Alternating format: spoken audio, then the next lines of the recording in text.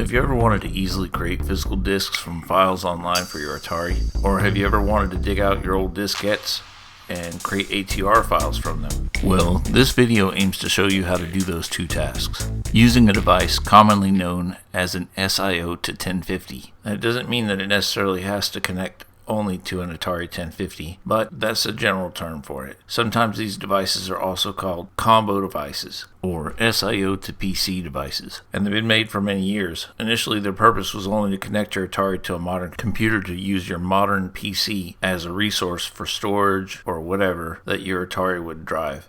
The first device on the left is an old SIO to PC device that I purchased in 2004. It has a serial connector, so it's going to be difficult to hook up to a modern PC. The next device is a modern incarnation of the same device, but using a USB connection instead of serial. This one was made by Lotharek. Finally, the device I'll be using during this demo is a device made by Ray Atarjan called a dual USB version 3.3. I'll also be using software created by Ray called alibpc, or A Librarian, I think, which allows for easy image and disk creation.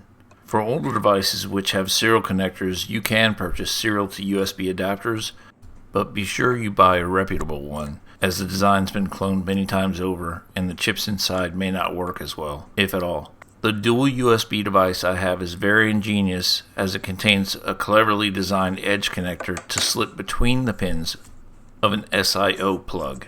It has a green and red LED on top and a robust USB port on the back. To install the device in a 1050 drive, simply insert it directly between the pins. If you have a standard version with an SIO connector, such as the Lotharek version I have on order, it's a good idea to wiggle it into place, slowly applying pressure, as they can be a bit of a tight fit. You don't want to break your old equipment. I know there are people who are going to yell blasphemy at a device going in between SIO pins. I've read about it online, and I can't say I've ever had any issue with this design.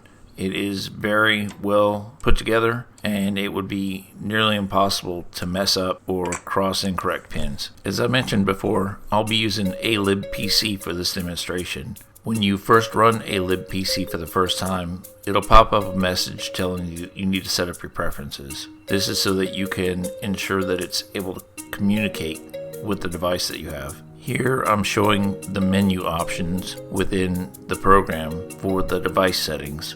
You can scan for your device by trying to detect the hardware if you don't know what COM port or virtual COM port your device is assigned. You should be able to find this in Device Manager as well, so you can look there, or you can try to use this button here to find your device. Once you found the correct device, I pretty much leave all the other settings as is. Going across the menu items on the interface, once it detects your drive, you'll be able to see that there's an option for creating an ATR disk, creating a disk from an ATR, formatting a disk, selecting a file, an info button for your drive information, as well as an indicator of the drive speed.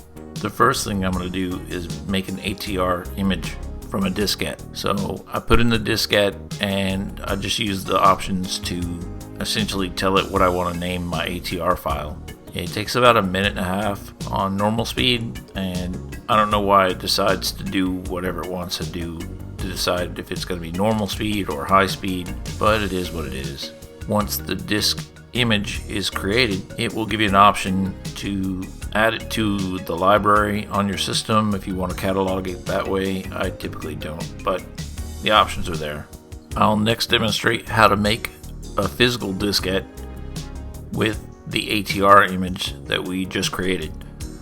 So you essentially just select your ATR image and follow the prompts on the screen. In this case, my drive is writing somewhat fast, so it does complete quicker.